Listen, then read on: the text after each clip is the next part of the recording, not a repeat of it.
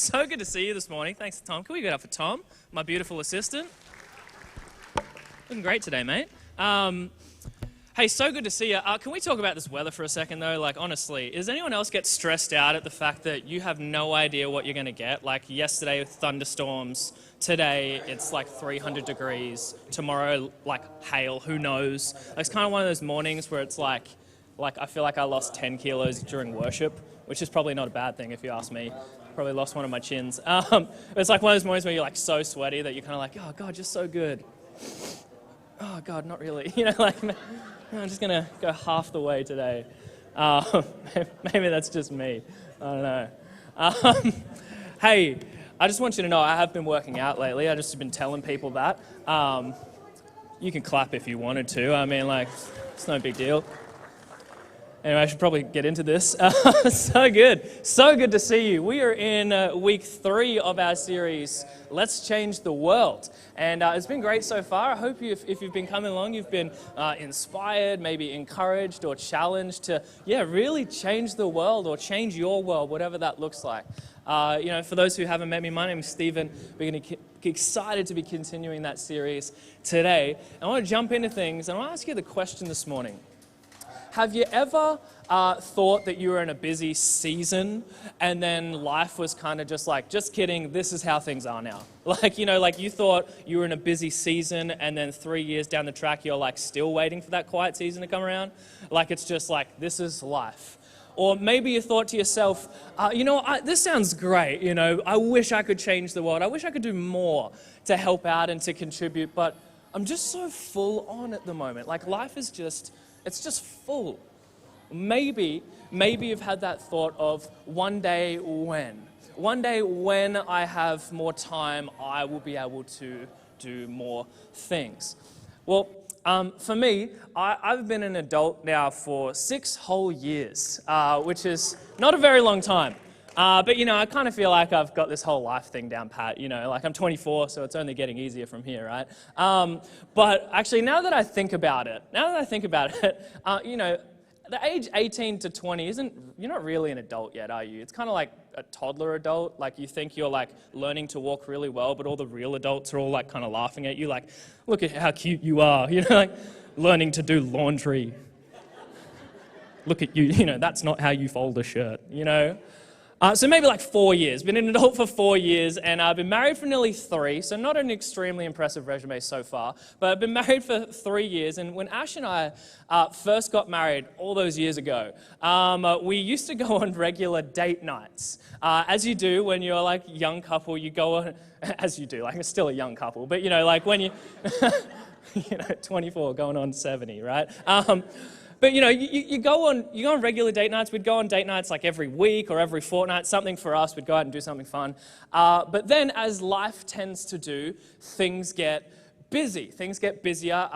Work gets busier. Ash is also an occupational therapist as well as a pastor. I'm just a pastor, which means that Ash actually brings in all the money in our relationship, which I'm totally not insecure about. I'm actually not, though, because she buys me nice things. And makes me feel like a princess, so I'm all for it. I'm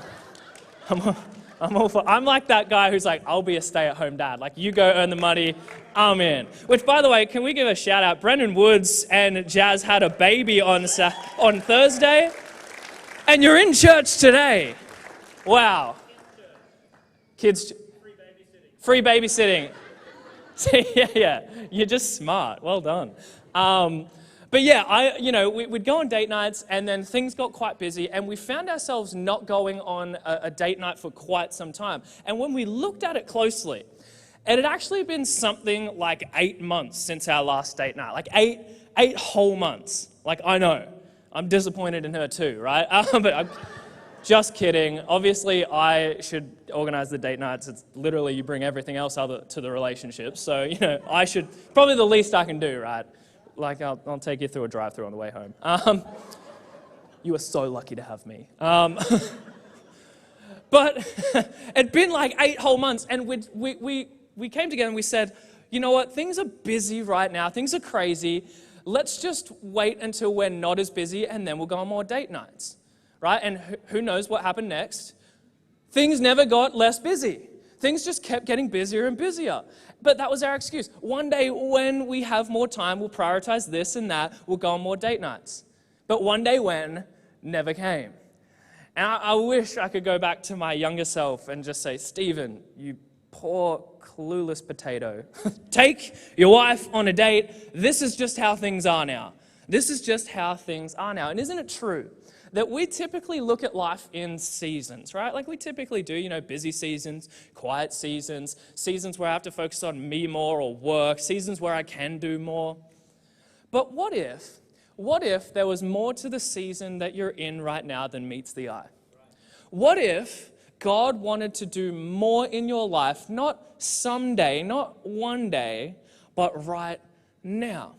I want to share an event from the Bible where Jesus performs this incredible miracle. It's recorded by a guy named John, one of Jesus' disciples. And it's one of those stories that if you've been around church long enough, you would have heard it before. But it's also one of those stories where if you dig a little deeper, you'll discover that there is actually more to the story than meets the eye. Now, Jesus is teaching people and performing miracles all day. And because of that, multitudes of people, just crowds and crowds of people come flocking to him. So many people. And this is where we pick up the story. It's in John chapter 6, verse 5 to 11. It says this, "Then Jesus lifted up his eyes, and seeing a great multitude coming toward him, he said to Philip, 'Where shall we buy bread, that these may eat?' But this he said to test him, for he himself knew what he would do." It's like cheeky Jesus. It's kind of one of those things where I kind of like to picture Jesus like with a grin on his face, like, "I don't know, Philip, what should we do?" Like he already knows, like one of those instances where you're like, "God, I need more money." And it's like, "Stephen, I don't know, where can you find more money? Stop going to McDonald's," right? Like it's one of those instances, I think. But then it goes on, it says, Philip answered him, 200 denarii worth of bread is not sufficient for them, that every one of them may have a little. One of his disciples, Andrew, Simon Peter's brother, said to him, "There is a lad here who has 5 barley loaves and 2 small fish, but what are they among so many?" Now, let's just pause right there. Let's just stop right there. Now, I have a visual here for you today. Okay. We kind of just breeze past that like it ain't no thing. That is a terrible lunch, okay? Like this is 5 loaves of bread, and I don't really know what a barley loaf is, so I got white bread from Coles because it was cheaper. And I went to Coles yesterday late afternoon, and the only fish they had was going for $39 each, so ain't nobody got money for that, right? So I have fish fingers. Just going to stay right there. Let's just stay right there, nice and pretty. Youth pastor. Now that you can see it, can we all agree that is a terrible lunch? Like, what was this kid's parents thinking? It's way too many carbs. The kid was bulking for sure. Like, a little bodybuilding humor. Most of you wouldn't get it, but I do. But honestly, like what? Fish sandwiches. Fish and the bread to fish ratio is just all... I'll move on. Okay, I'm getting worked up here. But anyway, now you get the picture. And then Jesus said, "Okay, make the people sit down." Now, there was much grass in the place, so the men sat down in number about 5,000. Jesus took the loaves, and when he had given thanks, he distributed them to the disciples, and the disciples to those who were sitting down. And likewise of the fish, as much as they wanted. Now here we have an incredible miracle, right? Like thousands of people being fed from such a small amount of food. But what actually stands out to me a lot more than the amazing miracle or the fact that kid's parents clearly let him pack his own lunch that day, right, was those words that Andrew spoke. What are they among so many? What are they among so many? What Andrew was implying here is, I think, something that we all tend to think in our own lives. What he's saying is, we don't have enough. I would if I could, maybe someday. One day when we have more food, one day when we have more time, more money, more resource, then we can help these people. Now, it is true that in life, we look at things in seasons, but one of my favorite things about Jesus is that Jesus isn't a one-day when God. Jesus isn't a get your life on track, get your act straight, then come talk to me about changing the world kind of God. Jesus is a, hey, come as you are, let's change the world right now. What Jesus showed his disciples in that moment, and what I believe he wants to show us today, is that you don't have to wait till one day when before you can make a difference. You can change the world right now. You can change the world in the season you're in right now. Which, side note, if you're kind of new to this whole church thing, maybe you're checking out faith, but you've been a bit skeptical or you've been unsure about this whole thing, that's God's heart for you. He cares about you and every single thing, big and small, that you've gone through. And he accepts you just the way you are. It's amazing. But he cares about you far too much to leave you there. He has a future for you. He wants you to experience a life that's bigger than just yourself. A life of meaning, a life of purpose. And I think we all want that, don't we? We all want to live a life that means something, a life of purpose, a life that leaves something behind. And because of Jesus, we can do that. Side note. But no matter what season of life you're in, God has given us all that we need to make a difference right now. We don't have to wait till one day when, if God is wanting to use us to make a difference now. And here's the key. Here's the thing. The disciples saw what they didn't have, but Jesus saw what they did have. The disciples saw what they didn't have, what was not enough. Jesus saw what they did have. Philip saw that they didn't have enough money. Andrew saw that the need was too great for them to handle, so what's the point in even trying? Jesus saw that with God, all things are possible. We only have 5 loaves of bread. That is more than enough. Jesus saw what they did have. But how often do we look at our lives and focus on what we don't have? What we're not. I mean, I used to think it was just like Australian like culture and language. Like we've all heard it before. Like, how you doing? Not bad. Right? What are you up to? Not a lot. How much was that? Wasn't cheap. Why do we talk like that? You know, it's hilarious. But the Bible makes it very clear that this is a human nature thing. What we don't have and what we're not is far bigger a deal to us than what we do have. I don't have a lot of money. I don't have a lot of time. I'm not good enough. What I have to offer isn't enough. But Jesus offers us a different perspective. Maybe what we need isn't more time, more money, or more resource. Maybe what we need is to start looking at our lives the way Jesus looks at our lives. Maybe we just need to look at things a little differently. If Jesus could use a boy's lunch to feed thousands of people, imagine what he could do through you. We don't have to have our lives all perfectly in place before we can start making a difference. God can use your 10%. God can use your 2 hours a fortnight. God can use your lunch break at work. There is no limit to what God can do in our lives. So how do we begin to make a difference in the season we're in right now? That's the question, isn't it? If life isn't going to get any less busy, if one day when might never arrive, how can we make a difference right now? With everything that's going on in your life, how can we still make a difference? Well, today I have just 2 thoughts for you, for you to consider if you're maybe looking at changing the world or making a difference or starting to help out, or maybe you are changing the world, maybe you are doing a lot and you want to last the distance, you want to be in this race for as long as you can. I just have 2 thoughts for you today. Number 1 is we need to look again at what we have. Look again at what is in our hands. 5 loaves and 2 fish fed thousands of people. So little, with Jesus, accomplished so much. I recently got a mole cut out of my back. Nothing to be alarmed about. It's just like a precaution. It took like 20 minutes, right? But it was right in the middle of my back, and I had to have stitches. And I went, actually, although after the doctor seeing my body, she looked at me and said, well, you're never going out in the sun again, which was clearly a joke. But I was also like, do doctors joke about their patients? Like, is that a thing that they do? So I legitimately haven't gone out in the sun since, just in case it was more of like an instruction than a joke. And now that I think about it, I awkwardly laughed, she didn't. But anyway, so I was laying on my stomach, and she says, okay, I'm going to put the needle in your back and to numb your back. I thought, okay, good start, that's what you want. And then she says, I'll count down from 3 for you. And I thought, hold on a minute. Does she think I'm a child? Like, it's not just me, right? That's something you do for like small children who are afraid, right?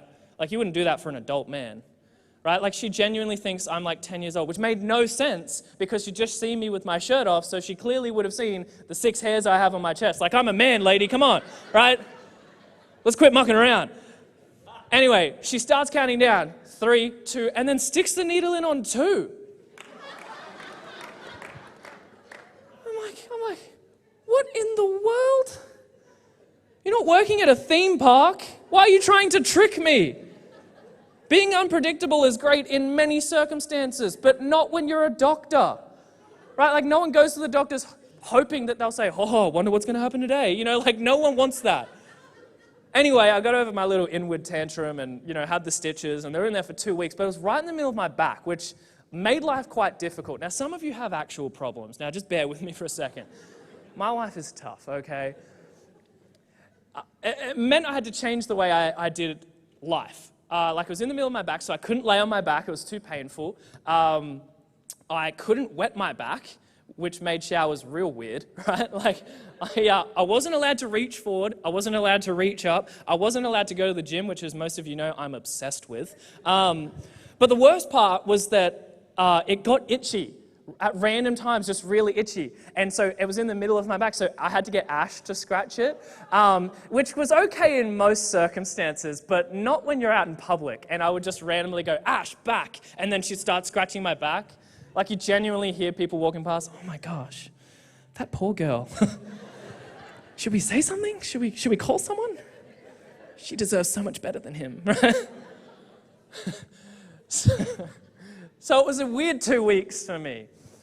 But isn't it crazy how something so small can make such a huge impact on our lives? Like, something so small can make such a large impact. See, you making a difference in this world doesn't necessarily mean being up on stage with a microphone or traveling the world or selling your house and giving away all that money. Like, those things are great, but God can use anything. Maybe what we have overlooked, God may be wanting to use. Your $10 might not change the world, but it can certainly change someone's world. You might only have a little bit of time each week, but 1 hour can mean a whole lot to someone who's feeling beaten down by life. Your Sunday experience might just be a service at this point, but it could be you walking side by side with God, helping to create great experiences for other people. There is no limit to what God can do, even with the littlest that we can offer. Come on, when we give what little we have to God, He can turn it into something great. You might see what you're not, but Jesus sees what He created you to be. You might see not enough, but Jesus sees more than enough. Come on, you might only see 5 loaves of bread, but Jesus sees 5,000. God can do anything. There is no limit to what God can do in and through our lives. And you want to know what the best part about this story is? The part that just like wrecks me the most. Most people, when they share about the story of like this kid and the lunch and stuff, typically like if you're speaking, you'd say, like the disciples beat this kid up and took his lunch, right? Like theft, like it's quite funny, and they might have done that. I don't know. Maybe they left it out. But I actually was reading the story again this week, and I kind of felt God leading me in a different direction. I felt like God was almost saying, what if the disciples didn't take this boy's lunch? What if this young boy overheard a conversation between Jesus and His disciples, where the disciples were saying, we don't have enough, we need to send these people away, you're done for the day. And in response to that, He made the decision to walk up to them and say, Jesus, I might not have much, but what I have is yours. In my hands, this might not go very far, but I know in your hands, all things are possible. Here, take what I have. It's yours. What an incredible act of faith that is. And another incredible reminder that God can use anything. God can use anyone. No matter what season, no matter what circumstance, no matter what stage of life, if God could do that much with a boys' packed lunch, imagine what he could do in you. So in your life, what's your not enough that with Jesus could become more than enough? What's your 5 loaves of bread and 2 fish? What have you overlooked that maybe, just maybe, God might be wanting to use? Maybe we just need to look again at what's in our hands. Now, my second thought is probably even more important than the first thought, and that is, before you change the world, Jesus wants to change your world. Before you change the world, Jesus wants to change your world. The scripture said that Jesus took the bread, he gave thanks, and then he distributed them to the disciples. Without Jesus, the disciples wouldn't have gotten very far at all. But with Jesus, 5 loaves fed 5,000. Why is that? Because you can't give what you haven't received. You can't give what you don't have. Some of you know me quite well. You know I'm quite awkward around salespeople, particularly the people in the middle of shopping centers, those that have a magical ability to stand exactly where you need to walk past. There's no getting around. And you know how I feel about, actually, before I go on, are there any salespeople here? Just be brave. Yeah. No. These people are evil. No, they're not. It's more my issue. I'm awkward. I feel really bad I feel like I'm rejecting them almost, personally. I feel like, their job is hard enough. And I'm coming along, excuse me, sir, do you want to talk about the kids? Nope. I feel really bad. I don't want to make their day worse. And that has caused me to spend a lot of money on things that aren't even that good. I once spent $150 on paintball tickets. And once this guy got me in his claws, okay, he not only convinced me that I love paintball, but that me and 50 friends could have a great day with this deal. I don't have 50 friends. Did I tell him that? No. I said, sign me up. I love paintball. I'll get all my friends. Let's go, right? And so I'm quite awkward, and I've tried everything. I've tried pretending I'm on the phone. I've tried being really interested in the surrounding shops, oh yeah, I might go check, look at those pots and pans, pretending I'm interested in the stuff so they don't want to, I've tried just walking, pretending I can't hear.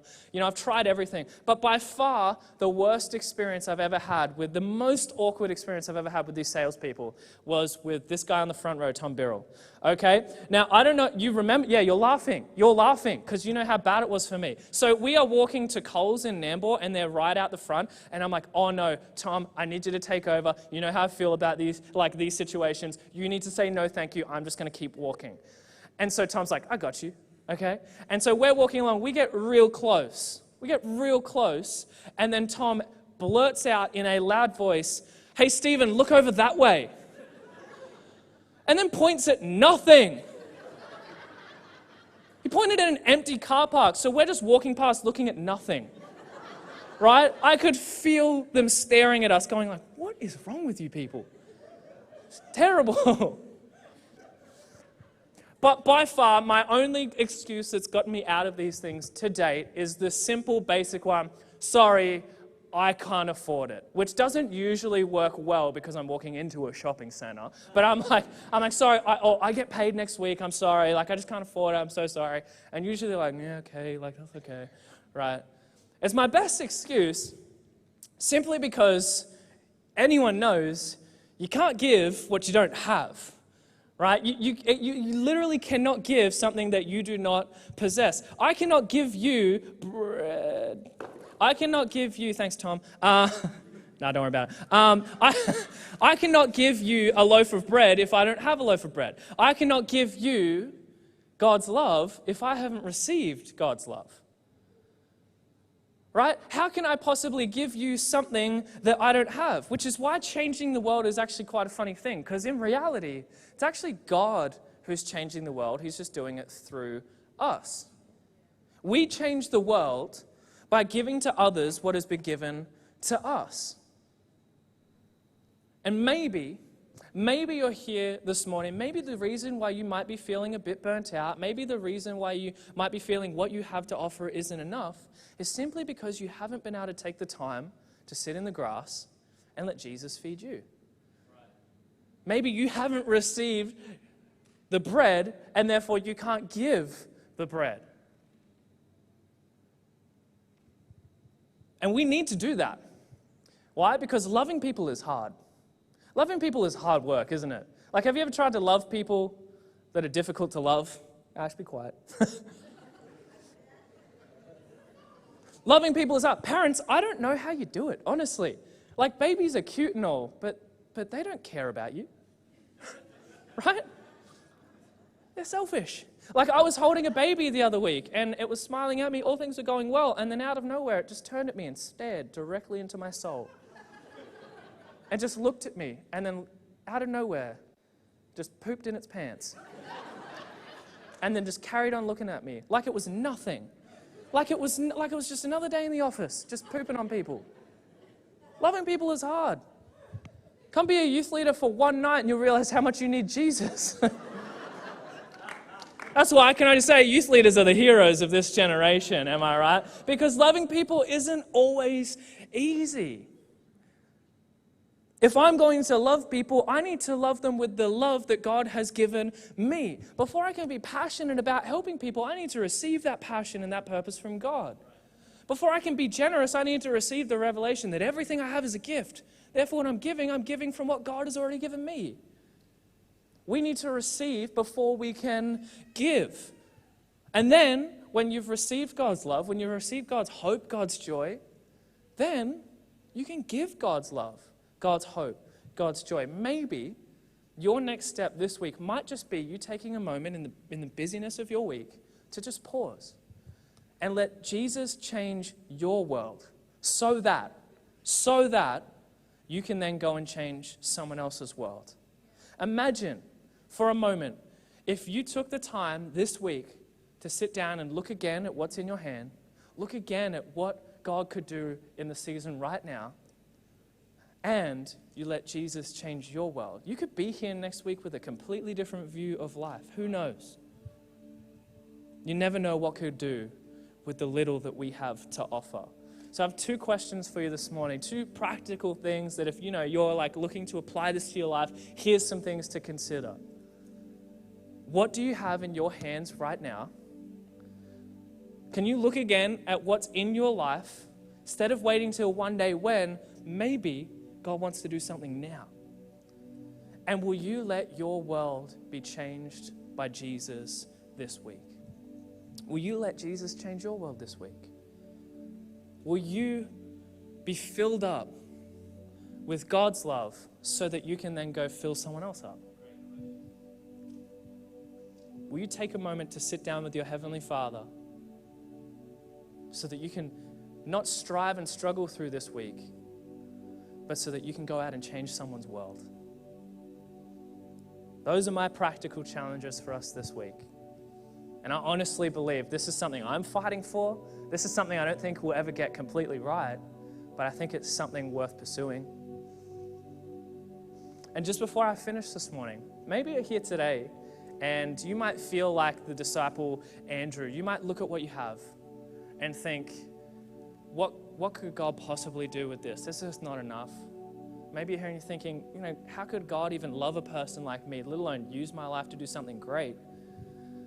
What you need to realize this morning is that Jesus gave with no strings attached. He didn't give to get, he gave out of love. Roman culture at the time, Roman governments would give bread so that they could get something in return. Roman officials would give bread to the masses so that people would continue to love them and obey their rulers. Jesus gave bread to the masses, and if you read on in the story, the people love him for it, and they want to force him to be their king. They're like, this guy's amazing, he needs to be our king. And what does Jesus say? He says, no, he bails.